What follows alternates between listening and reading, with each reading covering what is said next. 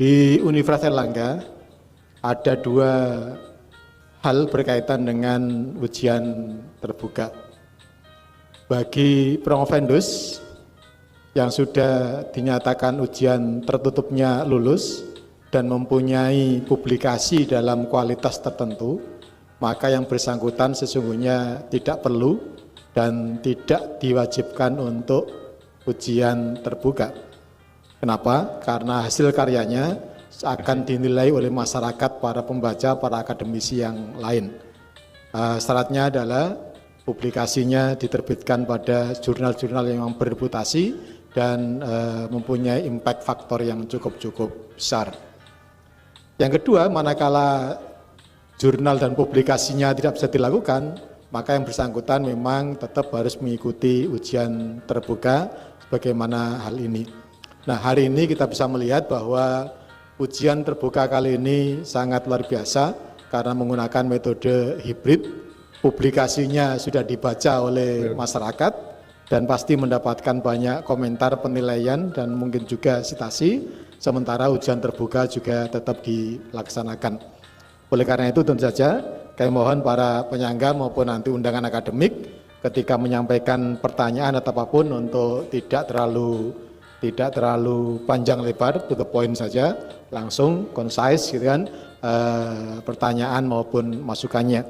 Demikian juga yang mungkin agak sulit dipenuhi, mohon kepada promovendus untuk menjawab nanti to the point gitu kan. Karena kalau enggak nanti selesai pada maghrib gitu kan. Kasihan yang puasa bersama karena tentu saja dengan begitu kita akan menghemat waktu yang cukup bagus untuk kita semuanya. Jadi kerjasama antara penyangga, undangan akademik, dan promovendus tentu sangat diharapkan.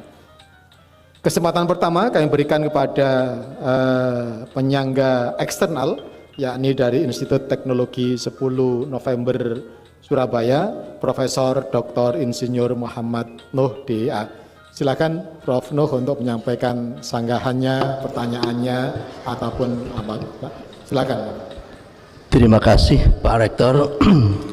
Yang sama-sama kita hormati, kita muliakan Bapak Profesor Dr. Susilo Bambang Yudhoyono beserta seluruh keluarga dan hadirin sekalian. Penyangga itu ada dua makna. Yang pertama against terhadap yang disampaikan oleh promovendus. Yang kedua maknanya support. Nah, saya mengambil jalur kedua, yaitu memberikan support, karena setelah mempelajari baik waktu ujian tertutup maupun paparan tadi secara akademik parve, excellence, luar biasa ya, luar biasa. Jadi Pak Rektor mohon izin, ada dua hal yang menarik dari promovendus, yaitu yang pertama adalah kesantunan akademik. Saya menilainya santun secara akademik. Saya beberapa kali nguji S3 dan seterusnya, tapi beliau ini secara akademik santun betul. Saran-saran itu dicatat semua, terus dijawab semuanya. Sudah tebal segini. Ada matriks, saran dari si A, saran dari si B, jawabannya ini dan seterusnya. Oleh itu secara akademik promovendus luar biasa, santun betul ya. Output akademik sudah dihasilkan, tetapi nanti yang menjadi tantangan besar itu akademik impact-nya ya. Apa kira-kira ya impact paling besar dan paling nyata yang akan dilakukan oleh promovendus. Jadi kajian-kajian sangat komprehensif, data-datanya sangat kaya, tapi itu lebih ke small scale. Nanti akan diterapkan ke large scale system, yaitu pemerintahan. Dan cita-citanya adalah 2045. Oleh karena itu kita sama-sama ingat bahwa kompleksitas ke depan maupun complicatedness ke depan itu bertambah luar biasa. Sehingga dari situlah mohon Promovendus bisa memberikan optimisme, karena ada 3 kelompok sekarang ini untuk melihat 2045 itu. Ada kelompok yang sudah apatis, males, tidak percaya melihat 2045. Ada kelompok yang laissez-faire, tidak peduli, tapi ada kelompok yang optimis.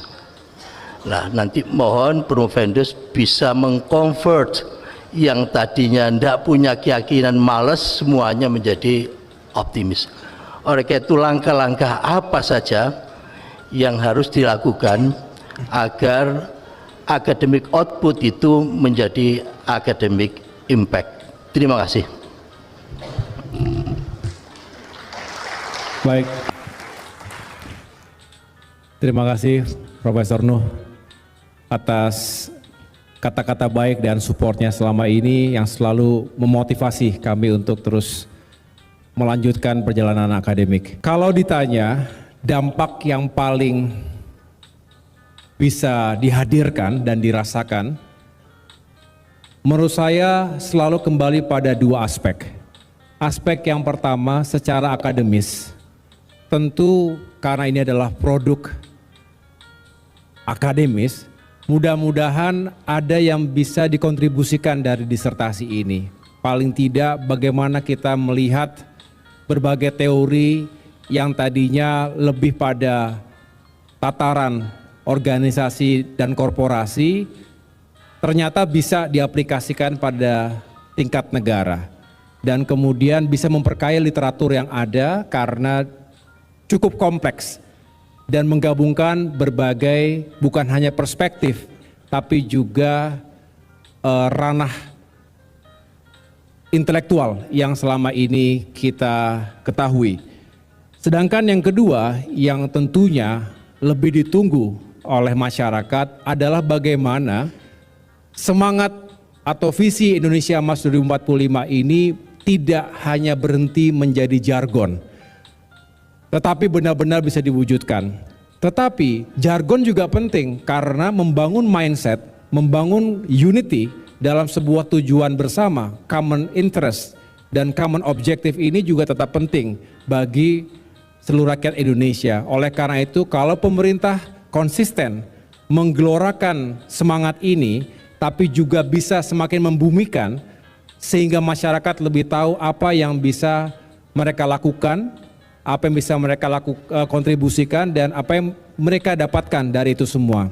Nah dengan demikian kalau ini baik Profesor, tentu ini juga bisa kami haturkan kepada pemimpin kita ke depan, Bapak Prabowo Subianto dan jajaran pemerintahan ke depan yang mudah-mudahan dan bukan mudah-mudahan, yang kami yakin memiliki tekad yang kuat untuk benar-benar mewujudkan Indonesia Emas di tahun 2045 ini. Ada kelompok yang pesimis, bahkan mengatakan Indonesia cemas. Ya tentu itu perlu didengar, karena suara pesimis seringkali mengandung kritik. Kritik kalau membangun kenapa tidak, justru bagus buat kita. Tetapi kita juga perlu kelompok-kelompok yang optimis dan yang realistis. Artinya kita juga tidak perlu terlalu khawatir jika misalnya 2045 kok meleset. Kalau melesetnya cuma sedikit, kenapa tidak? Daripada tidak sama sekali.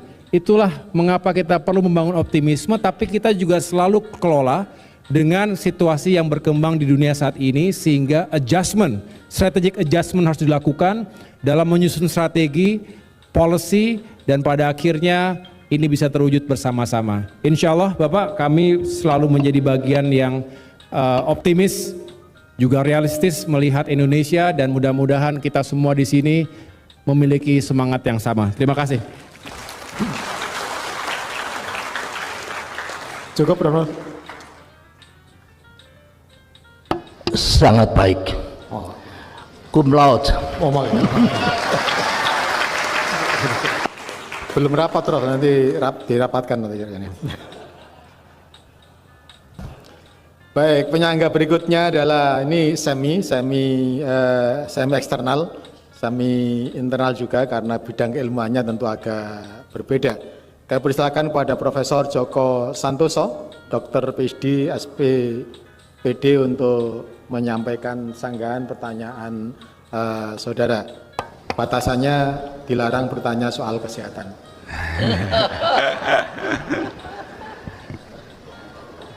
Terima kasih Prof. Nasih. Kami memberikan ucapan selamat dulu ya pada Pak AHY ya, karena sungguh luar biasa sebagaimana disampaikan oleh Prof. Nuh ya. Dilihat dari nulis, attitude-nya juga praktisnya ya, sudah melebihi dari PhD ya, yang mestinya 15 tahun yang lalu yang begitu.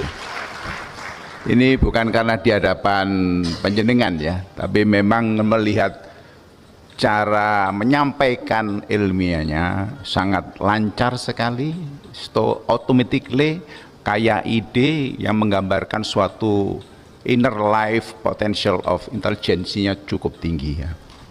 Kita berikan plus dulu ya.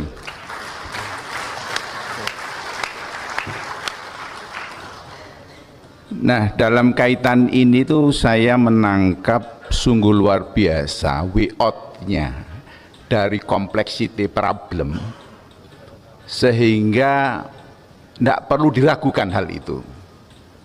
Nah, saya hanya ingin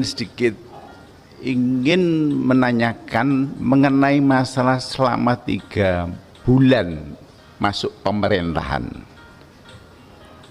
Bagaimana faktanya, sejauh mana, berapa persennya ini dijalankan, agar kita semuanya ini bisa tahu persis.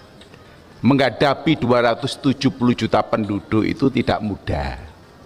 Nah, ini merupakan suatu tool untuk mengangkat harapan bahwa tahun 2045 ini kita ini betul-betul pro yang setuju, tidak pro yang cemas. Walaupun yang cemas perlu kita akomodir. Nah, ini mohon saya dapat bocorannya di realita pemerintahan ketika ada suatu rapat besar yang bersifat nasional sekali, sejauh mana ini mengintegrasikan sebagai the single power untuk mengaransemen sehingga betul-betul sinkron, tidak ada suatu mismatch. Ini sangat betul sekali apa yang diutarakan oleh Pak AHY. Terima kasih. Terima kasih Profesor Santoso atas kata-kata baiknya, dan pertanyaannya memang itulah yang kita hadapi setiap saat, bahwa berbicara lintas sektor, lintas kementerian dan lembaga itu kata koordinasi, sinergi, kolaborasi, sinkronisasi, harmonisasi setiap hari kita dengar. Itu bahkan seolah-olah mudah sekali untuk disampaikan, pada kenyataannya tidak semudah itu. Karena masing-masing punya kultur. Kita belum bicara antara eksekutif dengan legislatif. Di dalam tubuh eksekutif sendiri, pemerintahan pusat sendiri, ada tembok-tembok ego sektoral yang seringkali sulit untuk ditembus. Belum lagi bicara secara vertikal, pemerintah pusat, pemerintah daerah. Ini juga ada tantangan-tantangannya. Tetapi yang kami ketahui dalam durasi yang tentunya singkat di pemerintahan, tapi kami menangkap sebetulnya semangatnya ada, semangatnya itu kuat. Hanya seringkali terbentur di urusan-urusan birokratis, teknis. Selalu dibutuhkan goodwill dari pimpinan tertinggi di tiap-tiap kementerian, di tiap-tiap unit kerja, satuan kerja di pusat maupun daerah, yang kemudian dalam sebuah rantai komando, dalam sebuah chain of command yang juga punya keputusan yang tegas dan juga menentukan. Dalam arti ketika kita ingin membereskan urusan birokrasi misalnya, kita harus terlebih dahulu menegakkan aturan-aturan secara tegas ke dalam. Tetapi baru setelah itu keluar, kita sambil membangun komunikasi atau bersama dengan kementerian, lembaga, institusi yang lainnya. Tetapi kami tetap menilai bahwa pada akhirnya ketika kita menentukan prioritas strategis, itu harus benar-benar terukur, realistis. Inilah pentingnya penelitian, di mana jika policy makers tadi bersama-sama dengan kalangan kampus, dengan kalangan akademisi, maka bisa dihadirkan prediksi dan hitungan yang betul-betul bisa diwujudkan. Dan tentunya kita membutuhkan dukungan juga, bukan hanya secara politik, tapi juga secara anggaran untuk bisa menetapkan sektor-sektor prioritas. Kita berharap ekonomi kita akan tumbuh, kita kejar ketertinggalan kita ingin pertumbuhan tinggi, tetapi juga pendapatan per kapita kita juga lebih baik untuk semua.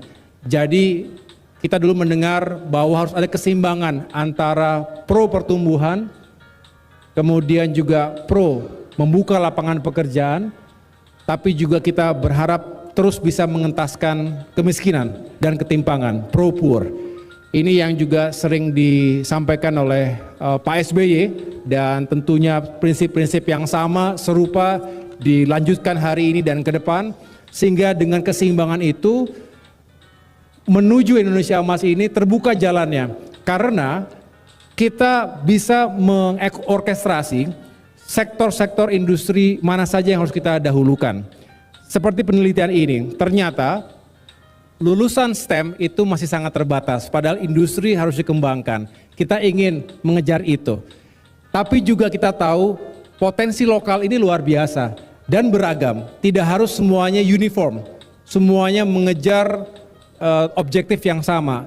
Dan disinilah menurut saya dengan proses bundling and leveraging, di mana seluruh komponen bangsa itu bisa dioptimalkan melalui kepemimpinan transformasional tadi, sehingga SDM-nya makin kuat, diperkuat dengan kemajuan teknologi, policy-nya jelas, insentifnya jelas kepada semua pihak, baik pemerintah, baik dunia usaha, termasuk kalangan civil society yang berada dalam perahu yang sama mewujudkan Indonesia Emas 2045. Kira-kira begitu, Pak. Terima kasih luar biasa dan memuaskan Prof. Nasih, dan pada kesempatan ini bolehkan sedikit kami mengapresiasi secara khusus untuk penyeimbang pada saat Bapak SBY sebagai Presiden mengenai masalah program yang sungguh luar biasa adalah BPJS yang pertama dan yang kedua adalah LPDP. Kami berikan aplaus untuk beliaunya. Terima kasih Pak SBY, sebagai anak bangsa kami sangat kagum. Terima kasih. Kami kembalikan ke Pak Rektor. Terima kasih Prof. Joko. Kalau sebagai seorang dokter melihat respon yang demikian cepat tadi, kira-kira derajat kesehatan beliau seperti apa? Sangat sehat. Oh, 5 hal: bisa. Intelektual, mental, spiritual, sosial, dan physically. Nah, terima kasih. Baik, selanjutnya masih di semi-semi eksternal dan internal, sama-sama dokternya, cuma yang ini adalah dokter hewan, Profesor Dr. Bambang Sektiari, dokter hewan. Dipersilakan untuk menyampaikan sanggahan, pertanyaan atau apa. Silakan. Terima kasih Ketua Sidang. Assalamualaikum warahmatullahi wabarakatuh. Saya tadi sudah salaman dengan Promovendus dan ternyata tangannya hangat, nggak dingin, artinya sangat siap beliau. Dan apa yang tadi disampaikan membuktikan kita bahwa beliau adalah pemimpin yang transformasional. Apalagi habis ini lulus dari program pasca kita. Nah, barangkali yang penting adalah bahwa kalau kita melakukan orkestrasi pada sumber daya manusia untuk bisa mencapai visi Indonesia Emas 2045, Padahal kita tahu bahwa pemerintahan ini berjalan 5 tahun sekali. Dan kita tahu bahwa sudah ada pedoman yang barusan diundangkan di September 2024, yaitu dengan Undang-Undang 59 tentang Rencana Pembangunan Jangka Panjang Nasional. Bagaimana kemudian orkestrasi itu bisa dilakukan? Kita tahu bahwa dibutuhkan partitur dan itu sudah ada dari Undang-Undang Nomor 59. Tapi yang paling penting adalah dibutuhkan leader, top leader. Nah, di sini di masa-masa yang akan datang kita memang berharap bahwa Indonesia Emas 2045 itu tercapai. Tadi Promovendus menyatakan ya kalau sedikit-sedikit tidak tercapai tidak apa-apa, tapi kalau bisa kita bisa mengarah dan bisa mencapai itu. Nah, bagaimana kemudian kita bisa memastikan bahwa dirijen yang memang itu akan menggait nasional kita ini betul-betul bisa secara konsisten dan continuous untuk bisa mencapai Indonesia Emas 2045. Walaupun siapapun nanti yang akan memimpin ke depan, kita akan dengan Presiden Prabowo dan berikutnya. Bagaimana kemudian ini bisa secara continuous dan persisten dilakukan. Terima kasih. Terima kasih. Silakan Promovendus. Terima kasih Profesor Bambang. Ini saya rasa kalau saya melihat ruangan ini banyak yang berada di dunia politik. Ini pertanyaan penting untuk para politisi.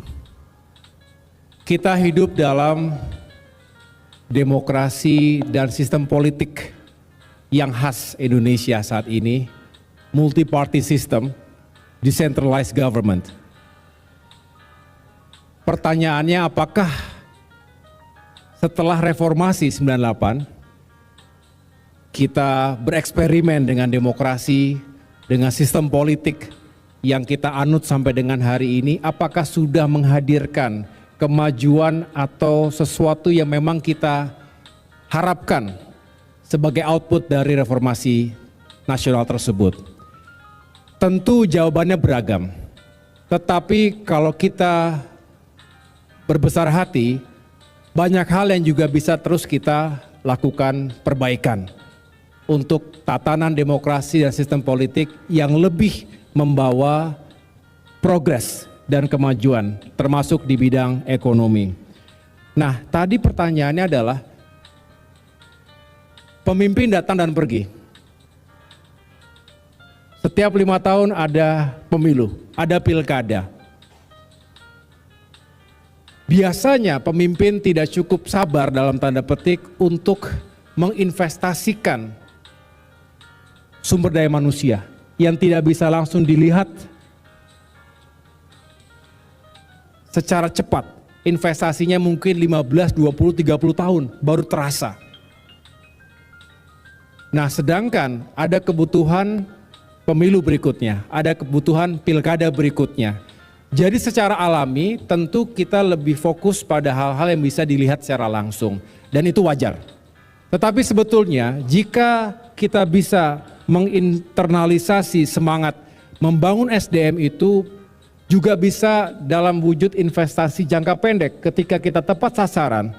Misalnya langsung dibuka lapangan-lapangan vokasional yang bisa menyerap tenaga-tenaga kerja lokal dan bisa langsung bukan hanya pekerjaan tapi penghasilannya layak, maka itu sebetulnya adalah jangka pendek.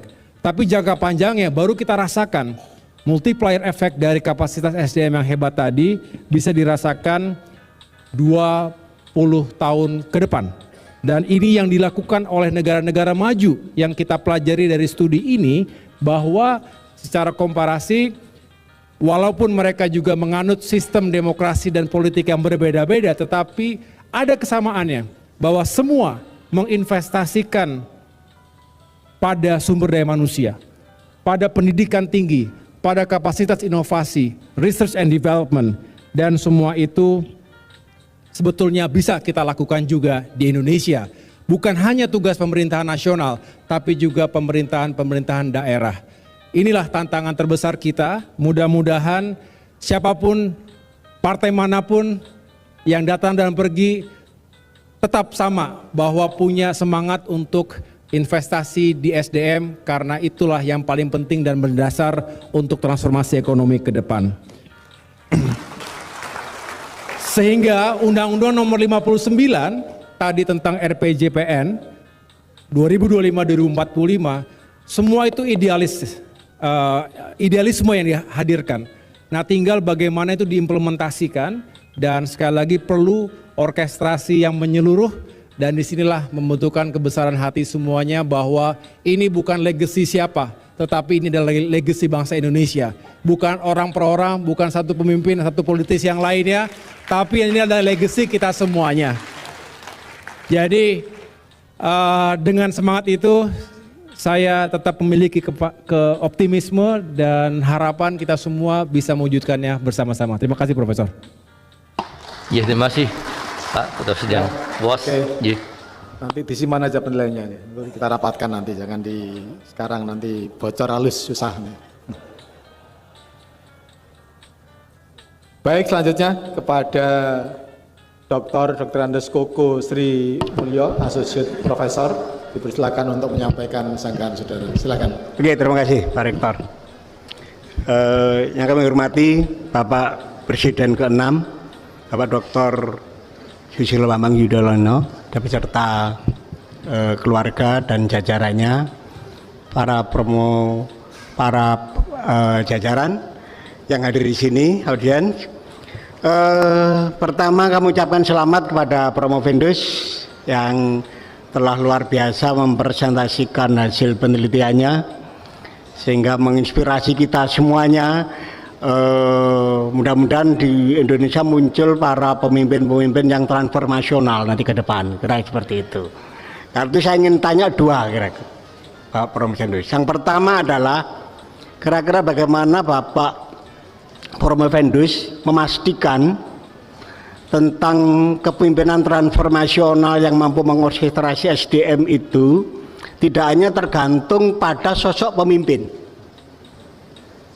pada figur, tetapi tergantung pada sistem, norma, dan etik yang kuat, sehingga keberlangsungan itu nanti akan berjalan dengan sebaik-baiknya. Itu yang pertama.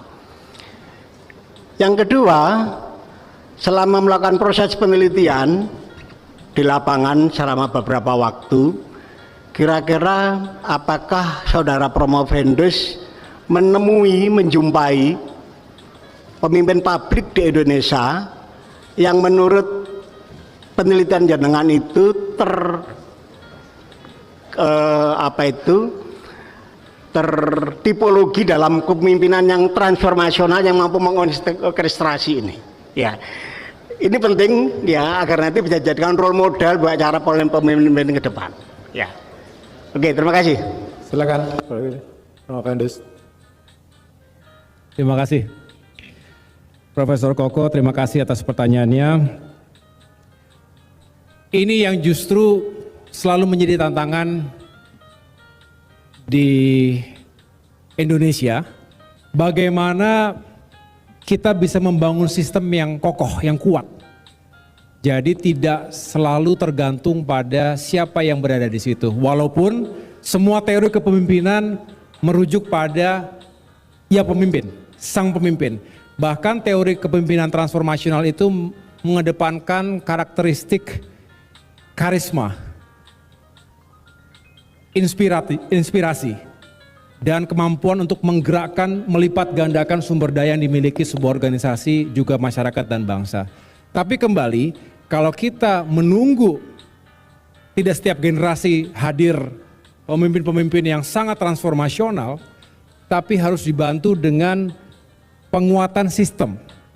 Ini berlaku saya rasa di dunia militer, di dunia politik, pemerintahan, termasuk juga di dunia bisnis.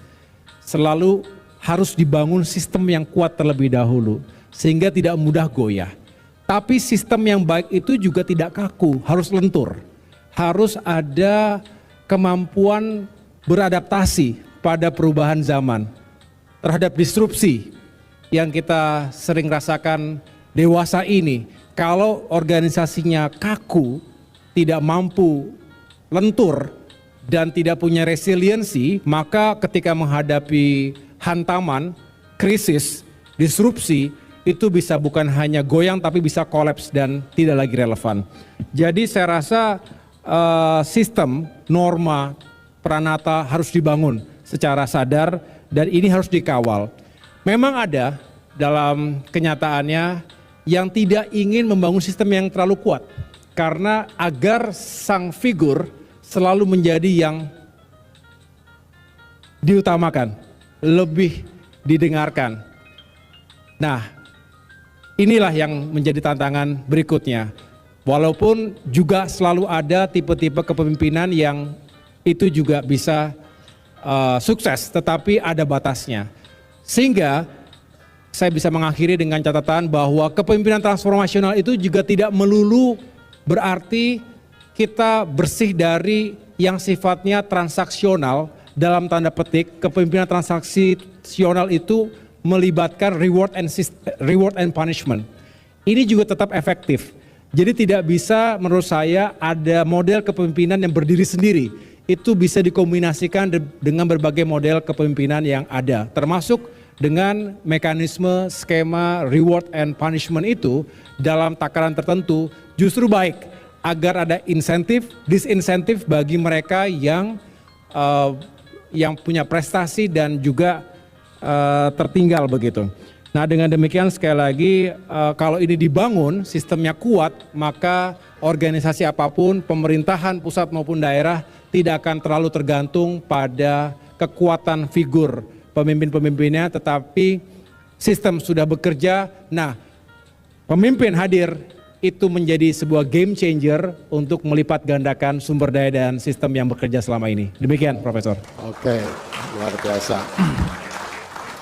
Lanjut saja karena kita diburu waktu. Berikutnya, Profesor Dr. Dian Agustia, SMSI Akuntan, dipersilakan untuk menyampaikan pertanyaan, sanggahan atau silakan, Profesor. Terima kasih pimpinan sidang. Pertama-tama selamat kepada Promovendus Bapak Agus Harimukti Yudhoyono yang sudah menyelesaikan tahapan-tahapan.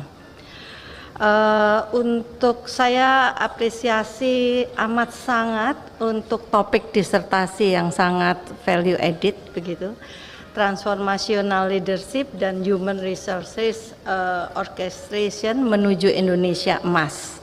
Dan ini tadi dijelaskan bahwa ada 3 hal yang penting di dalam teori yang dipakai, yaitu yang pertama adalah resource orchestration theory, lalu yang kedua adalah pendekatan teori upper echelon ya, tadi saya lihat.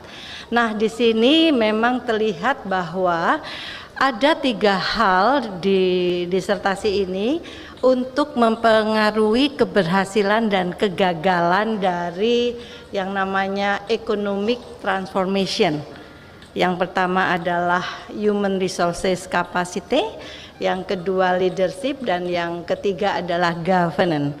Saya ingin memperoleh penjelasan dari Saudara Promovendus bagaimana sinkronisasi sumber daya di berbagai tingkat tata kelola dalam menyelaraskan lulusan perguruan tinggi, karena tadi disebutkan adanya lulusan dari perguruan tinggi. Mungkin itu, silahkan. Terima kasih Profesor Dian. Memang tidak selalu mudah karena setiap daerah pasti ada pemimpinnya, pemimpin punya visi, punya misi. Ini juga koreksi dari mereka yang dalam kelompok strukturalis yang mengatakan inilah dampak atau paradoks dari sistem desentralisasi, pemerintahan yang terdesentralisasi. Seringkali tidak selalu nyambung, apa yang diharapkan di tingkat pusat tidak selalu bisa diterjemahkan. Tapi saya melihatnya bahwa tidak selalu buruk. Jika bisa kita tata dengan baik, selalu ada kesinambungan dan ada sinkronisasi yang bisa dibangun. Nah, ini tinggal bagaimana sekali lagi saling memiliki trust atas ke bawah, bawah ke atas maupun ke samping. Karena ini bukan hanya urusan top down atau bottom up, tapi juga secara horizontal harus bisa ditata dan diorkestrasi dengan baik. Daerah-daerah ada yang sudah memiliki kekuatan-kekuatan atau potensi yang sudah dikembangkan secara ekonomi. Sumber daya alam tiap daerah juga beda-beda. Ketimpangan terjadi. Ini yang harus kita cegah, jangan sampai terjadi ketimpangan yang luar biasa antara Jawa dengan luar Jawa, antara kota dengan desa, apalagi daerah-daerah terluar, perbatasan dan tertinggal. Jadi kita harus melihat itu secara utuh.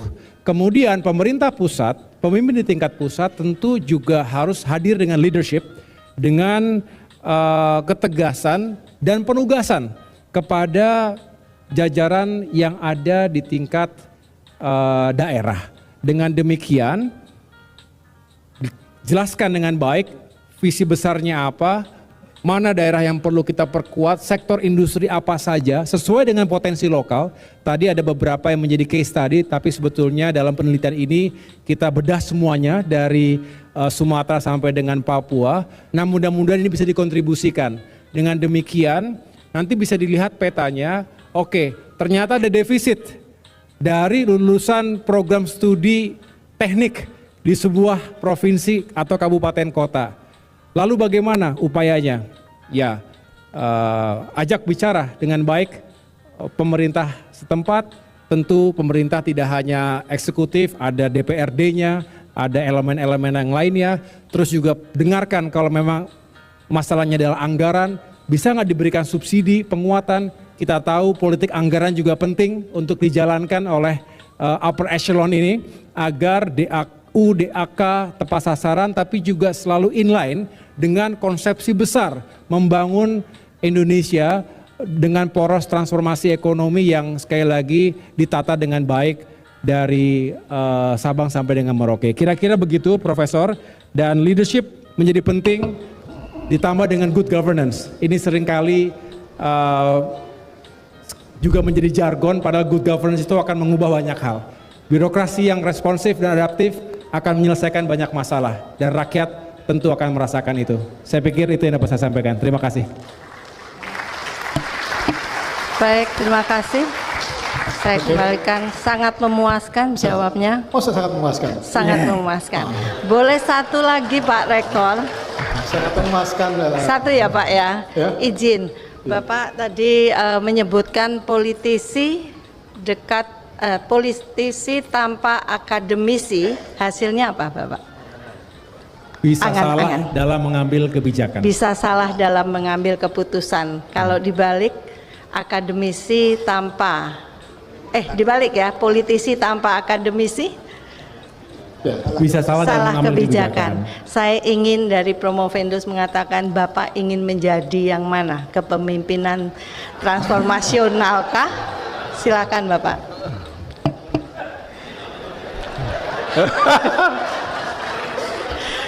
Tanya enggak usah dijawab, saya ingin Bapak menjadi kepemimpinan yang transformasional. Terima kasih. Terima kasih.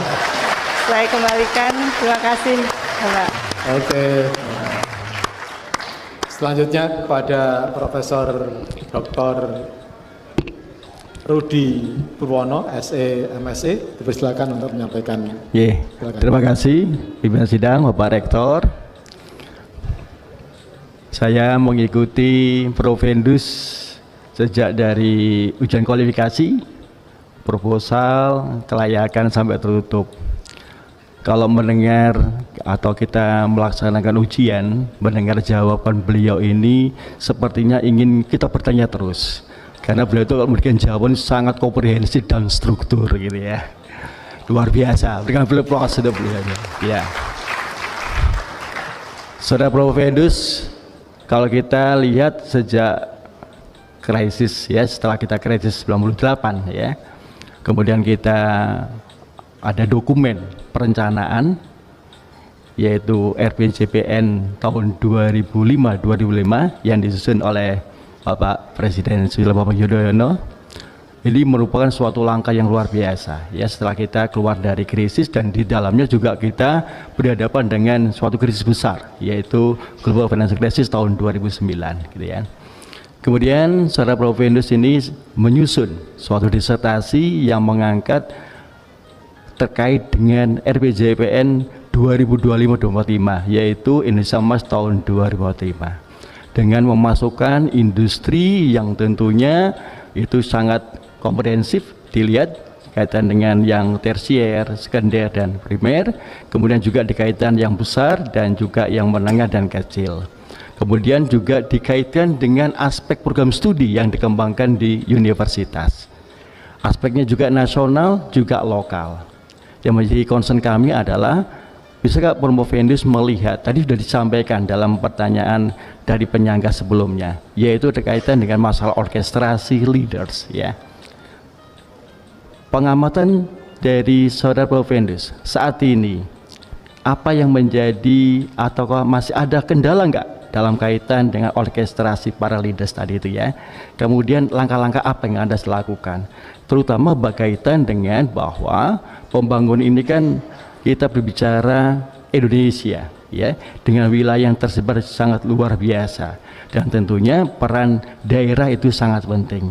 Bagaimana saudara Provendus melihat analisis kaitan dengan leaders di pusat dan di daerah? Di sini ada provinsi, kabupaten, kota, dan di desa.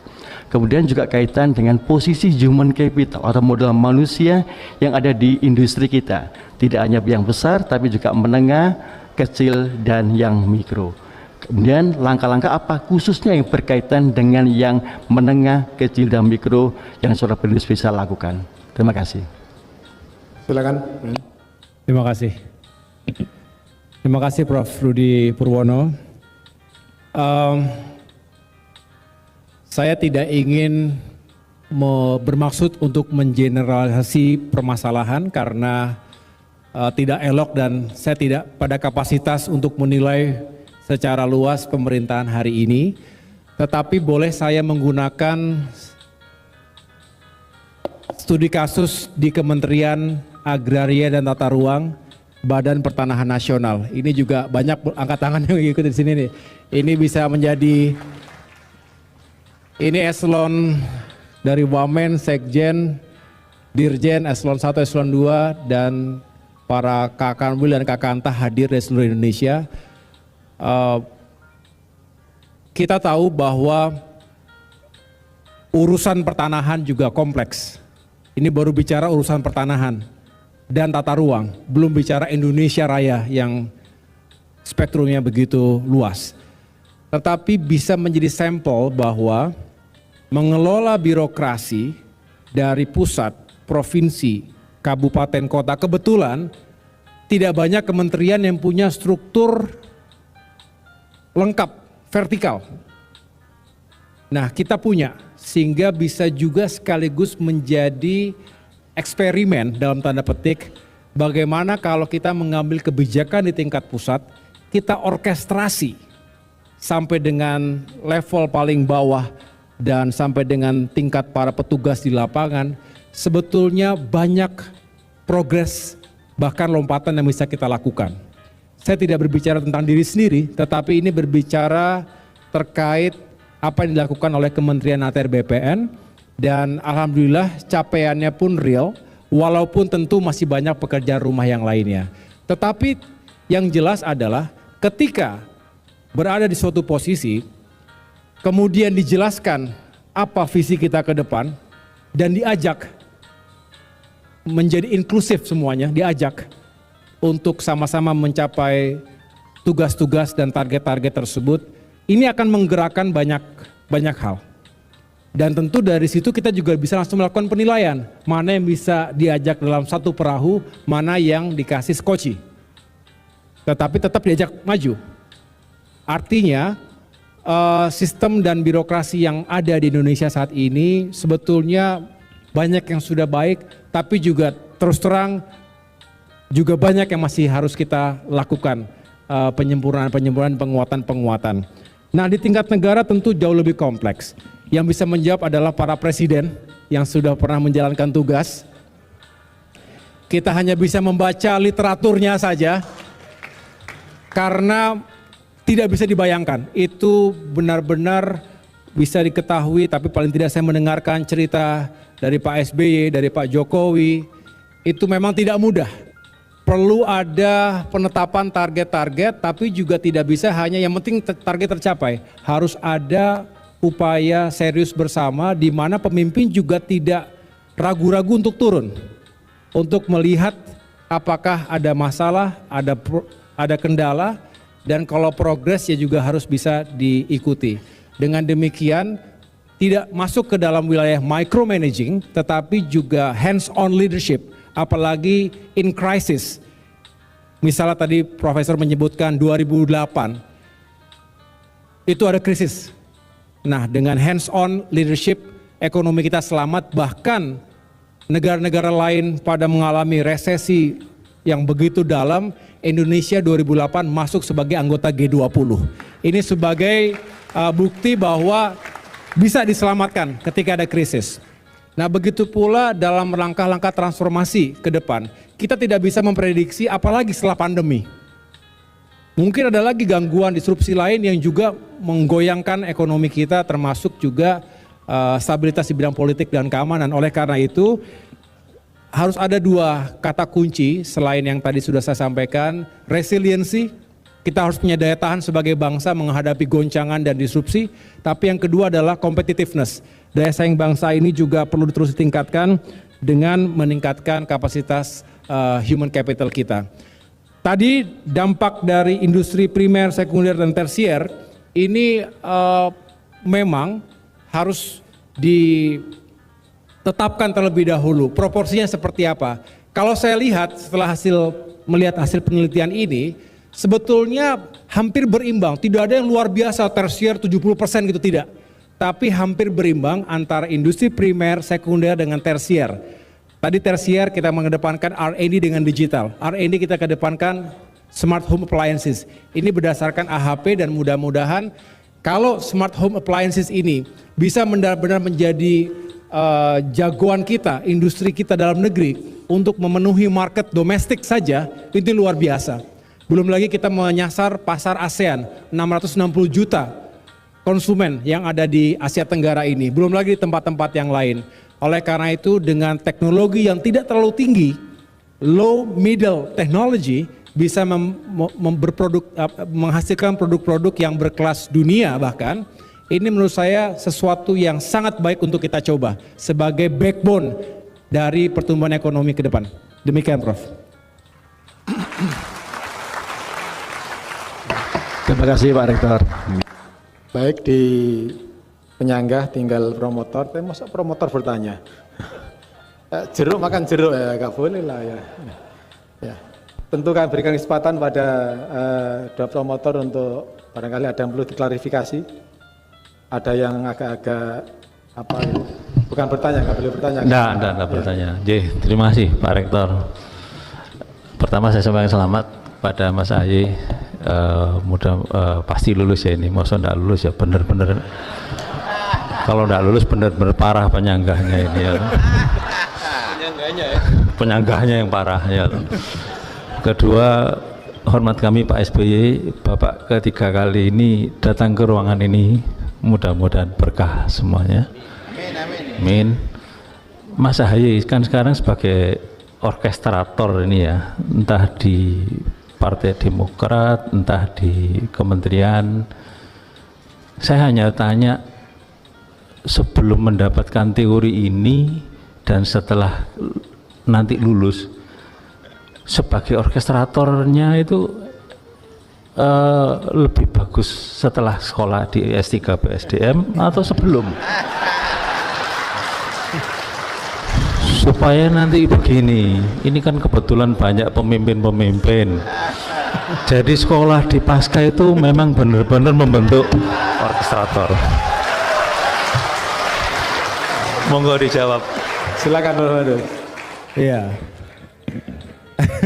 Jujur lah, harus jujur jawabannya. Ini jujur. Ini perlu ngambil dokter marketing sebetulnya nih kalau gitu nih. Tapi terima kasih Prof. Fendi juga, beliau ini yang paling rajin mengingatkan para mahasiswa untuk bisa lulus tepat waktu. Jadi kita semua sangat terbantu. Agak miss beberapa bulan karena kemarin pemilu Prof ya, tapi mohon maaf itu nggak bisa ditinggalkan karena pemilu 5 tahun sekali masalahnya, jadi nggak bisa ditinggalkan. Tapi kembali, ya tentu setelah mengikuti kuliah dan berinteraksi dengan para dosen, para profesor, luar biasa menambah khasanah ilmu pengetahuan dan wawasan tentang kepemimpinan, tentang manajemen, tentang strategi membangun sumber daya manusia. Jadi mudah-mudahan bukan hanya bermanfaat untuk diri pribadi, tapi juga membawa kebaikan untuk organisasi yang saat ini sedang kami pimpin dan awaki, baik di partai politik maupun di pemerintahan. Jadi saya rekomendasi kepada yang belum ngambil doktor,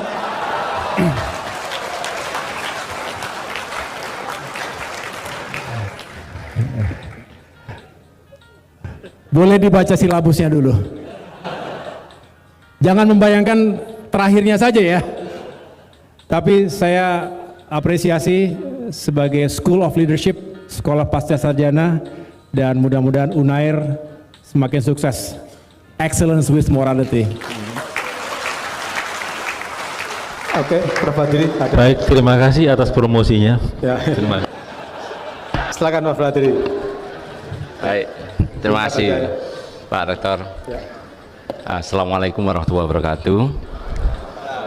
Salam sejahtera buat kita semua, yang saya hormati Bapak Presiden RI yang ke-6 dan tentunya semua hadirin yang terhormat di ruangan ini. Yang pertama tentu ucapan selamat kepada Promovendus Bapak Agus Harimurti Yudhoyono yang telah mengikuti proses belajar mengajar di Sekolah Pasca Sarjana Universitas Airlangga hingga hari ini insya Allah lancar dan berkah. Pertanyaan kami tentunya, saya yakin juga pertanyaan semua pihak yang ada di sini adalah bagaimana langkah ke depan Bapak Agus Harimurti Yudhoyono dalam mendiseminasikan apa yang sudah ditemukan pada dan diungkapkan pada hari ini, dan kemudian juga bisa menginspirasi maupun mengilhami pemerintah agar ada tumbuh industri strategis yang nantinya bisa mengantarkan Indonesia emas 2045 bisa terwujud. Terima kasih. Terima kasih Prof. Badri Munir Sukoco. Beliau ini selain Direktur Sekolah Pasca Sarjana adalah promotor disertasi saya ini. Sering kita berdiskusi Prof, dan saya rasa momen puncak ini menjadi sebuah testimoni bahwa semakin sering kita bertatap muka menyampaikan gagasan-gagasan besar seperti ini, membumikan, karena seringkali kita tuh terjebak dalam narasi. Untuk pidato bagus, tapi begitu so what and how, when, dan lain sebagainya. Ini perlu penjelasan, tapi penjelasan yang tidak berhenti di tataran politik. Itulah berkali-kali saya menyampaikan kalau bisa menyatu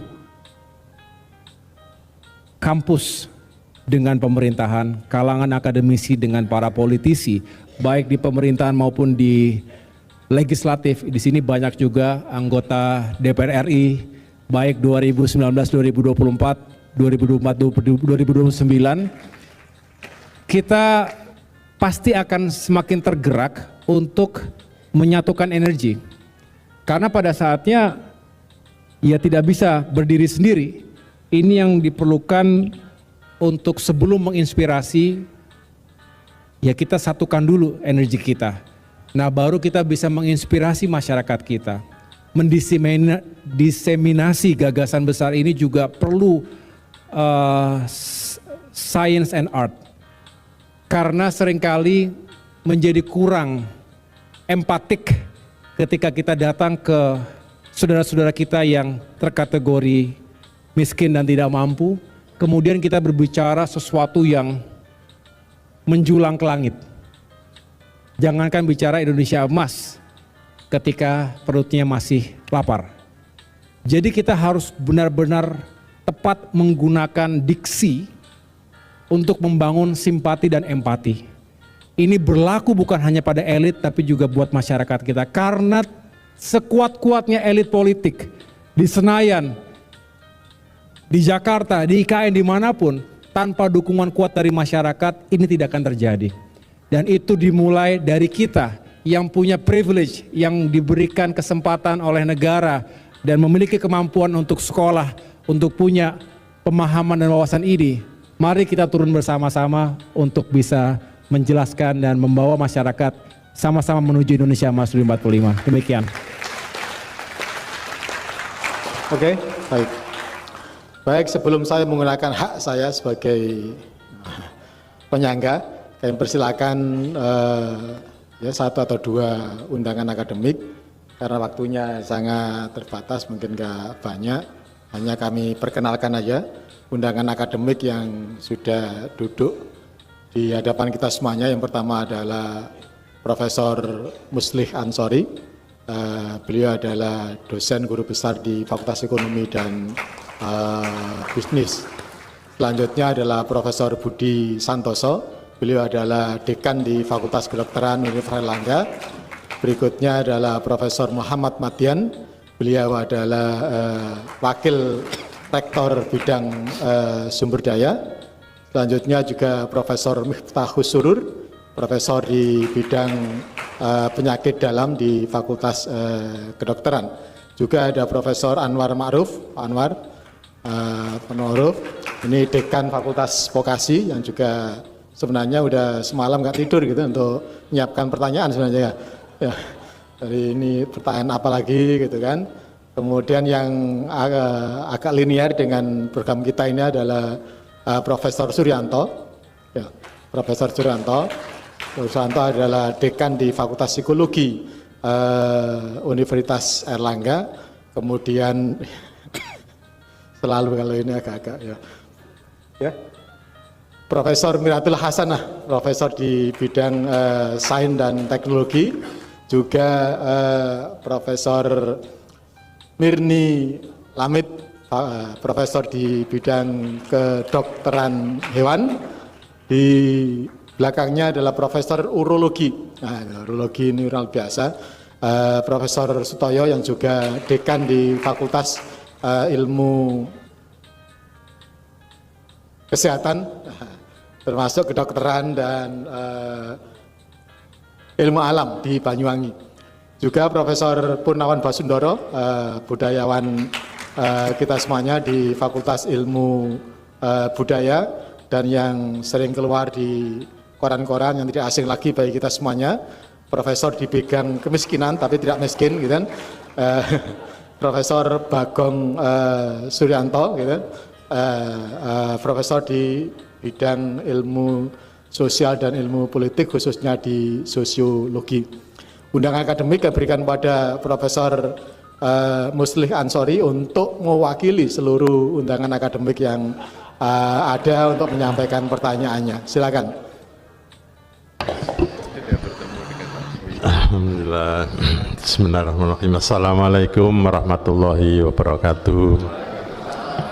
Yang saya hormati Bapak Profesor Dr. Susilo Bambang Yudhoyono dan keluarga, para hadirin semua ada di ruangan ini, dan selamat untuk Promovendus ya, Pak Agus Harimurti Yudhoyono yang pada saat ini sudah berdiri di belakang mimbar, bukan di atas mimbar. Baik. Secara umum saja bahwa karya ilmiah termasuk disertasi yang baik itu adalah yang selesai dan jelas. Benar ya? Kalau selesai jelas tapi tidak selesai juga belum baik ya. Betul. Selesai tapi enggak jelas juga belum baik. Nah, oleh karena itu pada saat ini jelaskanlah kepada para hadirin ini tentang istilah-istilah yang Anda gunakan di dalam disertasi atau penelitian ini. Salah satunya adalah human resources, ya, orchestration atau orkestrasi sumber daya manusia. Itu sebenarnya apa ya yang dimaksud dengan orkestrasinya itu? Apa bedanya dengan Twilight orkestranya ADMS itu ya? Biar nanti tidak ada kerancuan. Kemudian yang berikutnya bahwa sektor primer di Indonesia adalah agriculture ya. Nah, peran utama agriculture ya terkait dengan pengembangan ekonomi dan kesejahteraan masyarakat khususnya di Indonesia itu apa sih, nanti dijelaskan ya, karena zaman sekarang itu kan yang lebih perkembangan teknologi dan sebagainya ini. Nah, agriculture-nya itu bagaimana? Karena yang namanya makhluk manusia itu selalu perlu makan dan minum gitu ya. Jadi itu barangkali harus jelas. Silakan. Cukup boleh? Oke, silakan Prof. Fendus. Terima kasih Profesor Muslih Ansori, dan terima kasih kepada segenap undangan akademik yang kami muliakan. Orkestrasi sumber daya manusia tadi merujuk pada sebuah teori, Resource Orchestration Theory. Ini dikembangkan oleh Sirman dan kawan-kawan yang biasanya digunakan pada tataran organisasi atau korporasi level mikro. Saya mencoba menggunakan dan memang mengekstrapolasi pada tingkat negara. Tidak mudah karena elemen dan variabelnya jauh lebih kompleks dan beragam. Tetapi paling tidak dari beberapa elemen bisa ditunjukkan tadi, ada structuring, ada bundling, ada leveraging, dan juga ada deployment atau configuration.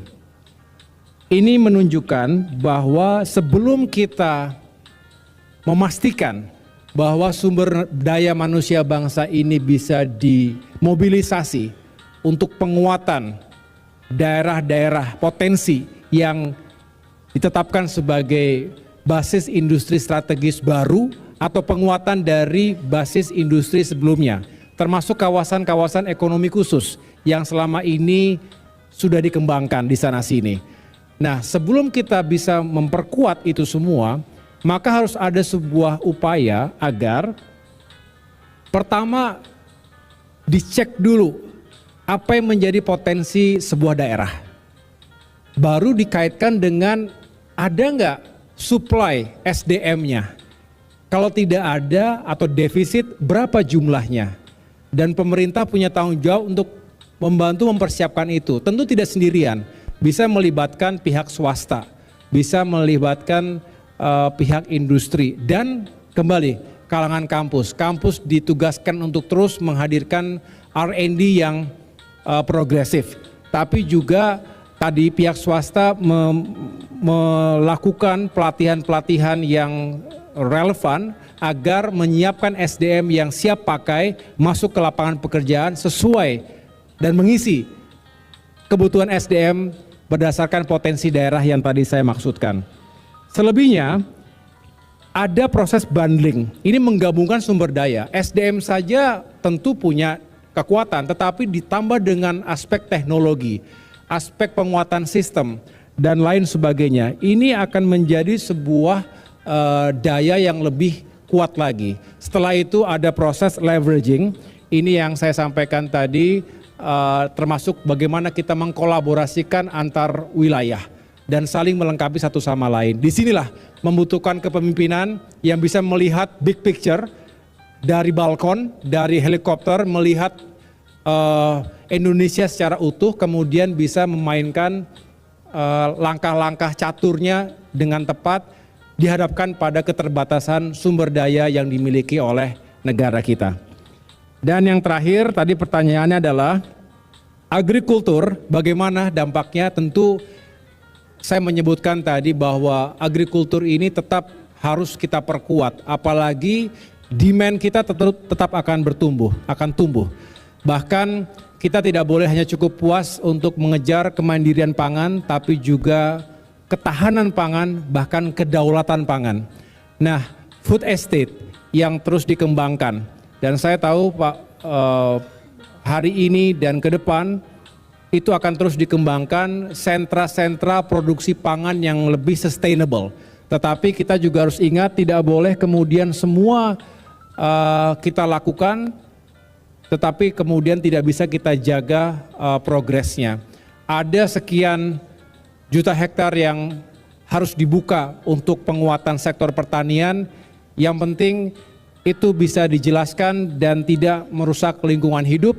Dan yang paling penting adalah apakah itu benar-benar bisa menjadi solusi terhadap isu kemiskinan dan ketimpangan yang ada di Indonesia.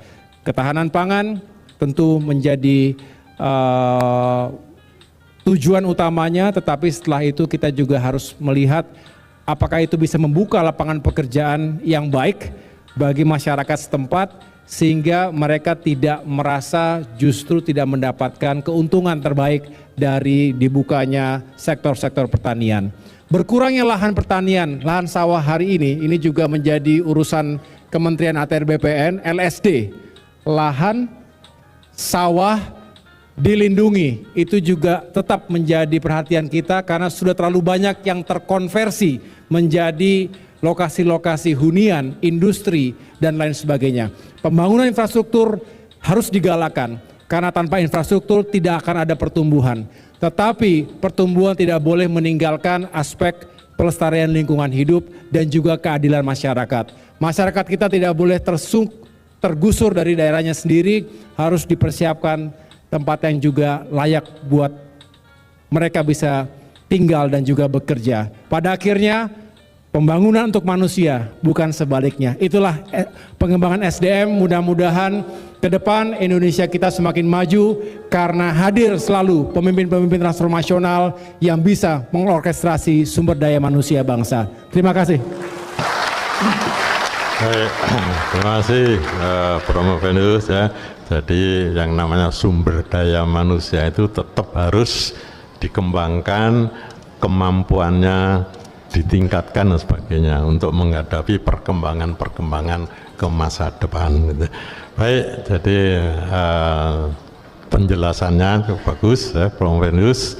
Saya ucapkan terima kasih dan saya kembalikan ke pimpinan sidang. Terima kasih Pak Mufrik sudah mewakili semua undangan akademik, gitu kan. Berikutnya saya menggunakan ya karena sebagai pimpinan sidang juga sebagai penyangga, gitu kan. Mungkin nggak banyak-banyak. Yang pertama adalah setelah Promovendus berkaitan dengan orkestrasi, tentu ada dua hal yang menurut hemat kami penting. Yang pertama adalah tujuan bersama. Tujuan bersama ini mesti diformulasikan dan harus benar-benar menjadi tujuan kita bersama.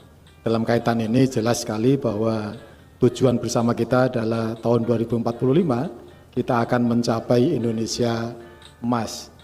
Hanya kemudian definisi Indonesia emas ini juga belum clear amat kata Pak Prof Nuh gitu kan, karena ini banyak sekali gitu kan hal yang ya. Cuman mengingatkan saja kata kawan di ITSMI gitu kan, konon emas itu sebuah singkatan gitu kan, yakni Indonesia yang ekonominya maju, adil dan sejahtera. Itu kemudian disingkat menjadi Indonesia emas. Bukan Indonesia yang kemudian emasnya dibawa ke Amerika kemana, bukan. Ya, dari emas yang benar-benar Indonesianya menjadi emas, gitu kan. Untuk sampai ke sana kemudian banyak sekali jalan yang harus ditempuh melalui berbagai macam sektor. dalam analisis operational research, tentu kita tahu bahwa di sana ada yang namanya jalur kritis. Jalur kritis adalah manakala jalur ini tidak tertangani dengan baik, maka akan mampu menunda pencapaian dan atau tujuan kita bersama itu. Dalam critical path analysis tentu disebutkan bahwa untuk sampai pada Indonesia Emas kita punya banyak sekali obstacle. Salah satunya yang terpenting tentu saja adalah di aspek pendidikan. Pendidikan kita katakan sebagai jalur kritis karena kalau begitu terlambat kita menangani, maka pencapaiannya bukan hanya mundur setahun 2 tahun. Karena untuk bisa melaksanakan pendidikan hari ini, mengambil kebijakan hari ini, hasilnya masih akan 6 tahun lagi, mungkin 4 tahun lagi. Kalau kemudian ada kebijakan berkaitan dengan pendidikan tinggi hari ini misalnya, tentu kita baru akan bisa menuainya hasilnya pada 4 tahun yang akan datang ketika mereka lulus. Itu pun masih akan diperlukan ya. Sehingga benar sekali bahwa pendidikan merupakan salah satu critical path dalam analisis itu dan perlu menjadi perhatian khusus karena begitu tertunda maka akan menyebabkan capaiannya juga akan tertunda dengan lebih lama lagi. Yang kedua adalah orkestrasi berkaitan dengan masalah sumber daya, pembagian sumber daya manusia.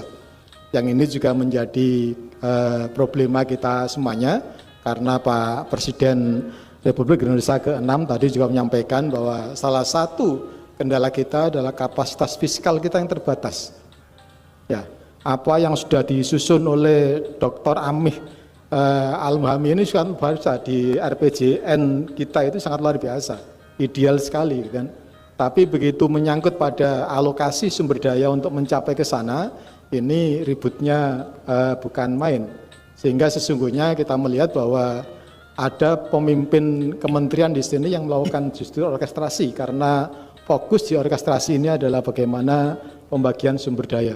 Kita melihat bahwa di sini luar biasa, Kementerian Kesehatan juga berlomba-lomba untuk bagaimana meningkatkan anggaran, PUPR juga minta anggarannya lebih, pendidikan juga minta anggarannya lebih, termasuk kementerian jenengan juga tentu merasa kurang anggaran di APBN yang ada itu, karena mereka merasa semuanya penting. Padahal menurut saya ini mesti diorkestrasi sedemikian rupa sehingga tujuannya cepat tercapai. Nah, lagi-lagi bahwa pendidikan menjadi faktor kunci karena SDM selalu ada di pendidikan. Kita juga mengalami obstacle yang tidak kalah pentingnya, misalnya belanja per mahasiswa Indonesia itu paling kecil di antara belanja negara-negara yang lain untuk di sisi ini, kan? Meskipun demikian, saya menulis kemarin itu orang mengira bahwa kuliah itu selalu mahal, kan? Bahkan Pak Dede Yusuf selalu kemudian memanggil rektor, ini kenapa kuliahnya kok mahal sekali, gitu kan? Padahal masih sangat-sangat rendah, gitu kan? Kita itu nggak cukup, Pak. Nasib dosen ini luar biasa, Pak. Nah kalau dosennya aja nggak sejahtera, nggak maju, gimana bisa memajukan mahasiswanya, gitu kan? Ya. Misalnya begitu. Tapi pertanyaannya bukan di sana. Pertanyaannya adalah ringan saja. Saya yakin Provendus mampu menjawabnya. Kalau saudara Provendus diberi kebebasan untuk memilih, saudara akan memilih menjadi menteri apa? Silakan.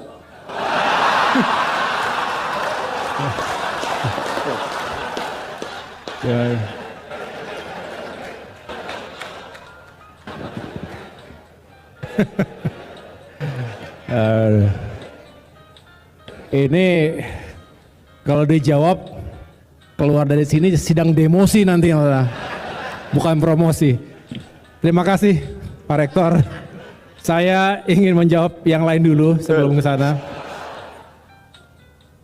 Jadi benar ada beberapa jalur kritis yang harus kita antisipasi. Paling tidak kita harus meyakinkan Indonesia itu jangan keburu tua sebelum kaya. Kita sering mendengarkan bonus demografi.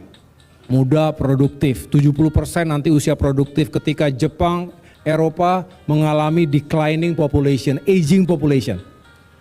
So what? Terus apa? Kalau kita tidak bisa memaksimalkan jendelanya, terbuka hanya sampai dengan katakanlah 2030, 2040, setelah itu tertutup. Nah, dalam kurun waktu itu kalau kita tidak bisa melakukan lompatan-lompatan, kita terjebak, dan bahaya kalau kita terjebak selamanya dalam middle income trap. Kita sekarang di 4.800 US dollar per kapita. Padahal standar masuk ke kategori negara berpendapatan tinggi itu kalau sudah tembus 12.000, 13.000 US dollar.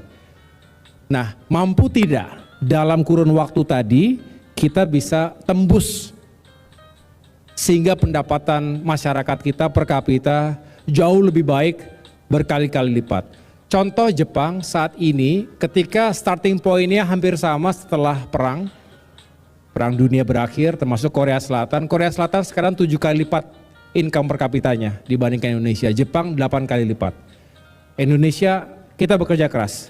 Kita bersyukur terus terjadi peningkatan dan harus ada lokomotif ekonomi yang benar-benar bisa membuat peningkatannya drastis. Memang yang harus dikejar adalah pertumbuhan tinggi, tapi tentunya pertumbuhan tinggi yang berkeadilan dan juga berkelanjutan. Kemudian ini juga menitik beratkan pada pentingnya pendidikan, karena pendidikan akan memutus rantai kemiskinan. Jadi kalau kita fokus di sana, saya rasa kita bisa lebih cepat. Nah, jangan sampai kita bereksperimen dengan sistem pendidikan kita, karena betul kata Pak Rektor tadi, kalau salah kelola dampaknya itu bisa setback, dan setbacknya bisa sekian belas tahun, puluh tahun begitu. Oleh karenanya kita tidak boleh main-main dan justru kita fokus pada penguatan aspek atau sektor pendidikan tadi. Orkestrasi sumber daya itu wajib Pak, dan maksud saya terhadap fiskal ini yang memang kita selalu dihadapkan. Kita punya common interest, Indonesia Emas common interest, tapi begitu masuk ke antar kementerian, lembaga, antar daerah, kita punya competing interest. Kita berkompetisi satu sama lain. Semua mencari alokasi anggaran yang juga bagus, yang juga meaningful agar program-program kita jalan. Semua bidang pasti merasa bidangnya penting, bahkan lebih penting daripada yang lain. Disinilah kembali kita mengharapkan hadirnya kepemimpinan yang juga bisa mengorkestrasi, seperti kita bayangkan simfoni. Ada seorang dirigen. Nah, tidak setiap kali flute itu bunyi. Tidak setiap kali simba itu juga bunyi. Kalau drum band, marching band kemarin kita HUT TNI, yang datang HUT TNI kemarin luar biasa, 5 Oktober, itu lihat drum band. Ada penata ramanya, stick masternya. Kadang yang bunyi, yang lebih kuat itu adalah tenornya, kadang yang lebih kuat adalah drumnya, kadang lebih kuat adalah bass drumnya. Ini contoh bahwa memang ketika kita mengorkestrasi tidak bisa semuanya dikasih secara bersamaan, panggung yang sama, kekuatan yang sama, nggak mungkin. Selain tidak indah, juga tidak memungkinkan. Oleh karena itu, dalam mengelola sumber daya, utamanya fiskal, harus benar-benar tepat sasaran, prudent. Jangan semuanya ingin besar, tapi pada akhirnya justru menjadi tidak optimal semuanya. Ini sekali lagi butuh kekuatan orkestrasi yang juga berbasis pada prioritas yang memang telah ditetapkan sebelumnya. Dan yang terakhir, kalau ditanya tentu saya tidak bisa menjawab Pak, mohon maaf sekali. Kecuali ini saya nggak bisa menjawab ya, karena memang ini sudah menjadi tabiat, bukan hanya secara terbuka, secara tertutup saja. Kalau ditanya pasti saya mengembalikan kepada yang memberikan tugas. Karena itu adalah hak prerogatif seorang presiden. Tugas kita, ini berlaku nih, banyak kawan-kawan di tentara, pasti begitu ya, siap menjalankan tugas, siap, gitu, di mana saja, asal tidak jauh dari Monas gitu kira-kira. Tapi prinsipnya di mana saja Pak? Karena setiap orang punya value, setiap orang punya peran, dan saya dan yang lainnya semua pasti ingin menjadi bagian dari peran itu. Mudah-mudahan itu bisa kita wujudkan bersama-sama Pak. Jadi dimanapun kami siap dan harus siap. Terima kasih Pak. Oke. Sebagai seorang mahasiswa dimanapun juga termasuk S1 kita, itu punya salah satu tugas mengisi kuesioner kepuasan studi. Nah, menurut saudara, berapa skor yang bisa Anda berikan ya, pada proses akademik di Universitas Airlangga, termasuk di dalamnya adalah proses dari ujian terbuka kali ini. Silakan Bapak. Saya nilainya ini nggak berlebihan ya, tapi saya mengapresiasi segenap sivitas akademika yang sejak awal itu begitu serius dan sungguh-sungguh untuk menghadirkan sebuah suasana akademik yang juga baik, terbuka, ada freedom, kita diberikan kebebasan. Sometimes off the record, tetapi yang jelas kita bisa saling berinteraksi dengan baik dan sangat terbuka kalau ada pertanyaan dan masukan. Jadi ini sebuah proses yang sangat bagus. Ujian pun ya boleh dicek nanti karena rekamannya jelas. Kemarin ujian tertutup juga lebih dari 3 jam, artinya juga dilakukan secara serius dan benar-benar. Tidak ada yang formalitas di sini. Jadi menurut saya tolong ditingkatkan supaya yang lain-lain juga mengalami hal yang sama begitu. Tapi artinya ini nggak main-main, tapi menurut saya bagus sebagai bagian dari upaya pengembangan sumber daya manusia. Mudah-mudahan ujian terbuka ini juga bisa menjadi sesuatu yang bisa kita ikuti terus di waktu-waktu mendatang. Teman-teman, mana sekelas saya? Ya, tetap semangat ya. Semoga segera lulus juga, bareng-bareng lulus kita.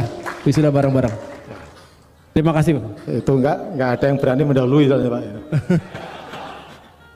Baik, terima kasih luar biasa Bapak Ibu saya hormati para akademisi, para penyangga, para ilmuwan, undangan akademik, Jenderal TNI Purnawirawan Profesor Dr. Haji Suarso Widono beserta keluarga, dan tentu semua Bapak Ibu saya hormati, mengingat waktu yang sangat terbatas dan saya yakin semua punya pertanyaan-pertanyaan yang mungkin belum diajukan. Saya mohon maaf, sesi ini harus kami akhiri sampai di sini, dan kami perlu waktu barangkali 10 menit untuk berdiskusi berkaitan dengan penilaian saudara Promovendus. Nanti tepat jam 11:35 kita akan masuk lagi untuk menyampaikan hasil dari ujian terbuka kali ini. Sekali lagi untuk sementara sidang ujian terbuka dengan Promovendus saudara nama kerennya AHY gitu kan, Agus Harimurti Yudhoyono, Master of Science, Master in Public Administration dan Master of Art. Kami skors terlebih dahulu selama 10 menit. Mohon bersabar untuk menunggu agar kami bisa berdiskusi dengan lebih cepat dan lebih tenang lagi. Terima kasih dan sementara sidang kami skors. Memperhatikan segala peraturan dan wewenang yang ada pada Sekolah Pasarjana Universitas Airlangga, maka dengan ini pimpinan sidang memutuskan bahwa disertasi saudara Promovendus diterima. Dengan demikian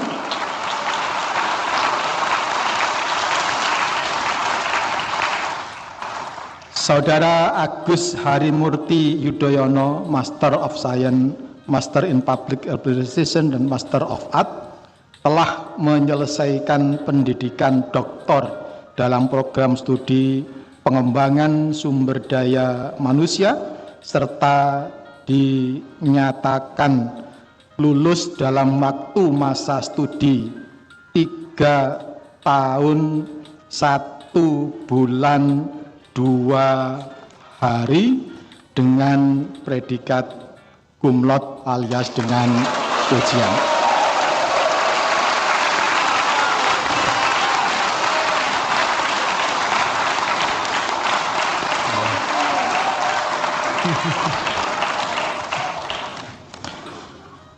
Kepadanya diberikan hak untuk memakai gelar doktor. Ini dokter beneran ya, jadi nggak, maksudnya ya bukan dokter universal Universal Studio kan. Kalau ada perguruan tinggi namanya Universal Studio ya Pak. Kepadanya diberikan hak untuk memakai gelar doktor dengan hak dan kewajiban serta kehormatan yang menurut hukum melekat pada gelar itu. Saudara Agus Harimurti Yudhoyono, Master of Science, Master in Public Administration, Master of Art, adalah doktor ke-88 dari program studi pengembangan sumber daya manusia. Angkanya bagus ya. Dan dengan demikian sekaligus karena nanti ada proses berikutnya, saudara dinyatakan sebagai doktor lulusan Universitas Airlangga yang excellent with morality.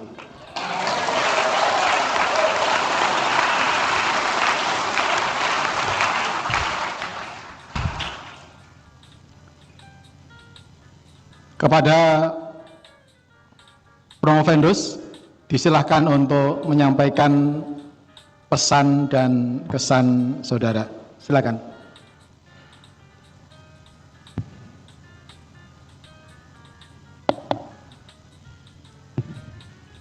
Terima kasih Bapak Rektor, pimpinan sidang, dan segenap Dewan Penyangga, undangan akademik Senat Universitas yang kami muliakan. Puji syukur kehadirat Tuhan Yang Maha Kuasa karena kami baru saja dinyatakan lulus dan secara resmi menjadi doktor.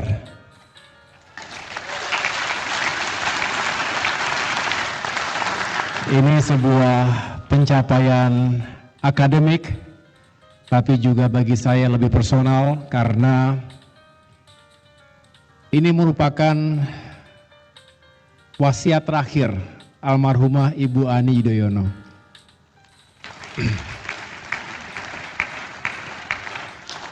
Beliau sebelum berpulang sangat berharap saya yang tidak bisa menuntaskan karir dan pangkat di militer, waktu itu sering diledek, dikecilkan, mayor, hanya mayor, tentara baru kemarin, dan lain sebagainya. Tapi saya teguh dalam keputusan yang saya ambil, sebuah panggilan. Tapi tentu sebagai orang tua, Ibu Ani ingin putra-putranya termasuk Mas Ibas punya sesuatu yang bisa juga menjadi bukan hanya substitusi dari sebuah pangkat formal, tapi lebih dari itu tentu punya sesuatu yang bisa diberikan kepada masyarakat luas dalam pengabdian dan perjuangan di wilayah politik dan kini di pemerintahan. Oleh karena itu yang pertama kali tentu saya mendedikasikan ini untuk almarhumah Ibu Ani Yudhoyono. Semoga beliau tenang dan tersenyum bahagia. Tersenyum bahagia. Saya merasakan itu, dan tentunya kita semua yang masih punya orang tua, kita berdoa semoga panjang usia, sehat, dan terus bisa mengawal perjuangan kita. Dan sudah tiada, kita doakan semoga semua husnul khotimah dan diterima sisi terbaik Tuhan Yang Maha Kuasa. Yang kedua tentu kepada ayahanda Bapak SBY. Beliau adalah sumber inspirasi bagi saya dan keluarga kecil yang tidak pernah lepas dari semangat untuk lebih baik dibandingkan sebelumnya. Terlahir sulit dari Pacitan yang tandus, kering, kerontang, tapi tumbuh menjadi pribadi yang kuat dan menjadi salah satu putra terbaik bangsa.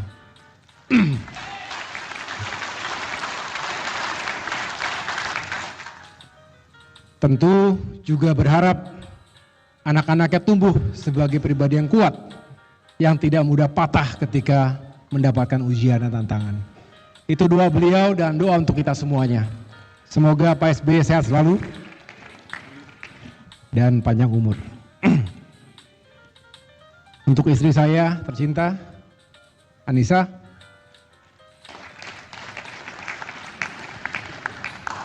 yang juga selalu bersama-sama dalam suka dan duka, jatuh bangun, sejak awal sampai dengan hari ini dan insya Allah selamanya. Terima kasih atas kasih sayang, juga bersama Almira tentunya, putri kita, dan mudah-mudahan selalu ada jalan untuk pengabdian kita berdua ke depan. Adikku, Edi Baskoro Yudhoyono, Dr. Edi Baskoro Yudhoyono, duluan doktornya, Wakil Ketua MPR RI, selamat. Terima kasih bersama Mbak Alia, semoga sukses juga perjuangan dan karirnya. Orang tuaku, Bapak Aulia Pohan dan Ibu Mulyaningsih Pohan, terima kasih Bunda dan Ayah. Juga masih menyempatkan datang, beliau juga selalu mendoakan dan mengikuti, mengawal perjuangan kami. Terima kasih.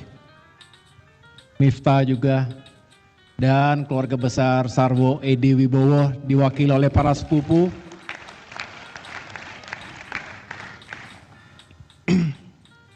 Kemudian tentunya, ini mohon maaf kalau agak banyak ya, karena memang Prof ini kesempatan yang jarang sekali. Tentu kepada Rektor Universitas Airlangga, Profesor Dr. Muhammad Nasih, dan segenap Dewan Penyanggah, para profesor yang luar biasa tadi, secara khusus tentunya kepada Profesor Muhammad Nuh, yang merupakan tokoh pendidikan yang telah melahirkan banyak legacy, dan sampai sekarang kita masih merasakan apa yang telah Bapak lakukan dulu sebagai Menteri Pendidikan dan Kebudayaan Nasional. Secara khusus promotor Profesor Badri Munir Sukoco dan co-promotor Prof. Fendi Suharyadi, terima kasih atas bimbingannya selama ini. Para undangan akademik, terima kasih telah berkenan menyaksikan, dan mudah-mudahan kami dapat terus berinteraksi dengan Bapak Ibu sekalian, karena kami terus terang selalu senang berdialog dalam suasana yang akademis. Sivitas Akademika, Unair, Senat, para guru besar, para dosen, ini dosen-dosen saya yang dulu juga mengawal luar biasa. Kita diskusi banyak hal dan semoga ini bisa terus kita lakukan. Teman-teman sekelas PSDM Unair, ini mukanya senang tapi sekaligus juga terintimidasi saya lihat. Karena artinya setelah ini mereka sedang mencari waktu untuk ujian terbuka juga. Semoga sukses teman-teman. Saya ditawari kapan mau wisuda, saya pengen wisuda bareng dengan teman-teman satu angkatan. Para peneliti dari Center of Dynamic Capability, terima kasih atas support dan dukungannya selama ini.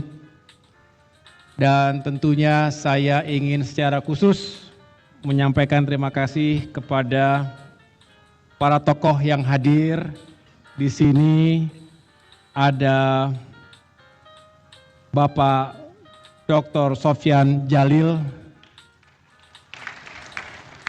Menteri ATR BPN 2016-2022. Jadi senior kami tentunya beliau di sini. Terima kasih. Pak Joyo Winoto, PhD, juga Kepala BPN 2005-2012. Kemudian ada sahabat kami, Pak Junimart Girsang, Profesor, partner sebagai pimpinan Komisi 2, sekarang menjadi Duta Besar Italia. Kemudian tentunya saya ingin menyapa secara khusus kepada yang kami hormati dan muliakan, Ibu Dr. Khofifah Indar Parawansa, Gubernur Jawa Timur 2019-2024 dan insya Allah selanjutnya, sekaligus Ketua Umum Ikatan Alumni Universitas Erlangga, jadi Ketua Alumninya beliau, beserta Mas Emil Elistianto Dardak, Wakil Gubernur, pendamping, beserta Mbak Arumi, ada Kak Jati di sini, Ibu Mia Miati, dan tentunya saya sekarang khusus untuk menyapa pimpinan pejabat teras dari Kementerian ATR BPN. Yang pertama, Wakil Menteri Bung Raja Juli Antoni beserta istri. Ini juga yang akan membantu mengorkestrasi pemerintahan ke depan, Pak, insya Allah, Pak.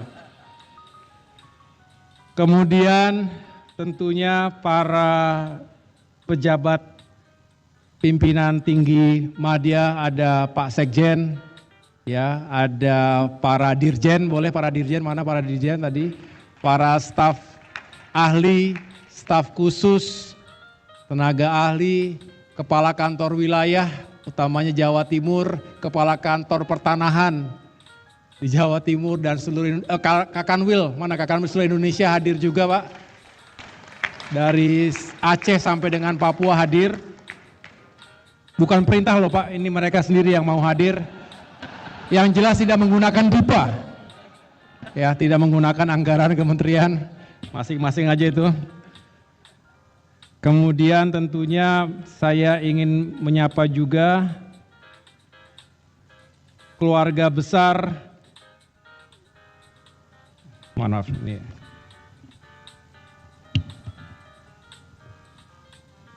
keluarga besar dari Partai Demokrat. Ya.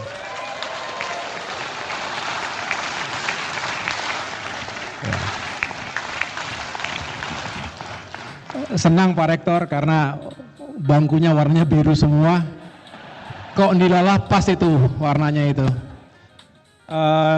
Dan di sini hadir para senior, Bung Andi Malarangeng beserta istri, Pak Jafar, Pak Nahrawi Ramli, Pak Sekjen, Teguh Rifki Harsya beserta istri, Bendum, Renville, dan semua yang hadir, Pak Herman Hairon. Mohon maaf tidak dapat saya sebutkan satu persatu, ini banyak para senior dan para anggota DPR RI, ya, yang baru saja dilantik maupun yang sudah purna tugas, termasuk yang sekarang menjadi calon kepala daerah, terima kasih. Termasuk juga para anggota DPRD provinsi dan kabupaten kota. Ada bupati juga di sini. Terima kasih semuanya setelah hadir. Saya juga ingin menyampaikan terima kasih kepada para sahabat yang telah hadir dan termasuk berkontribusi sebagai narasumber. Ada Dr. Amih Al-Humami datang. Oh, Pak Amih, makasih. Beliau adalah deputi dari Bappenas.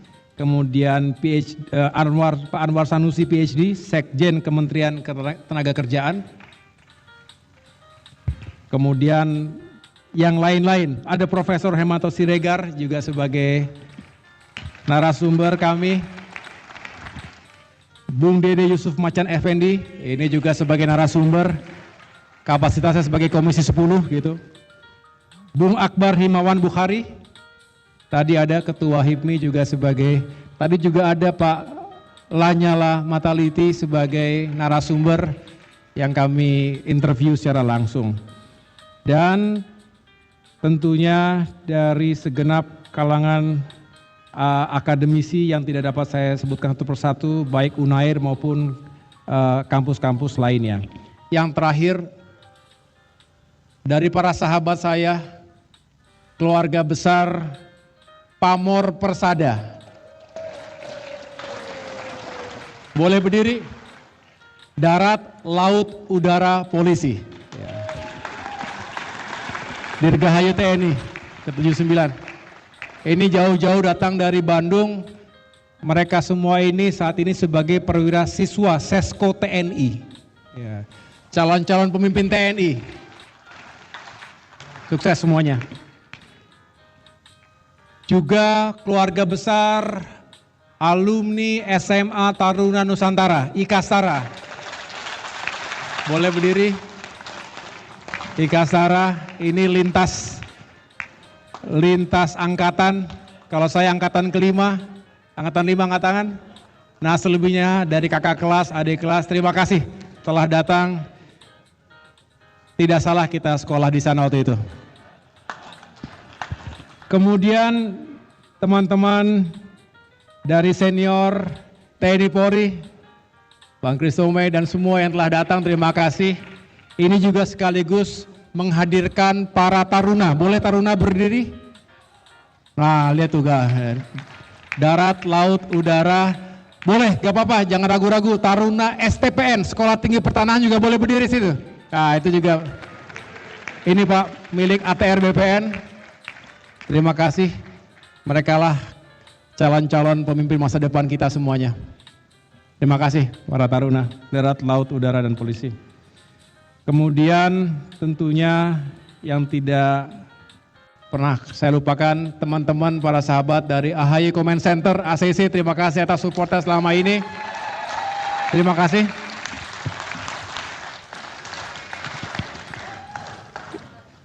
Demikian yang dapat saya sampaikan. Sekali lagi kalau ada yang belum dapat saya secara spesifik untuk menyampaikan terima kasih, mohon maaf atas kealfaan itu. Tapi juga di sini hadir para mahasiswa-mahasiswi dari UNAIR S1, S2, dan S3. Terima kasih, ini luar biasa. Semoga UNAIR semakin maju dan semakin menjadi universitas berkelas dunia. Excellence with morality. Terima kasih. Wassalamualaikum warahmatullahi wabarakatuh.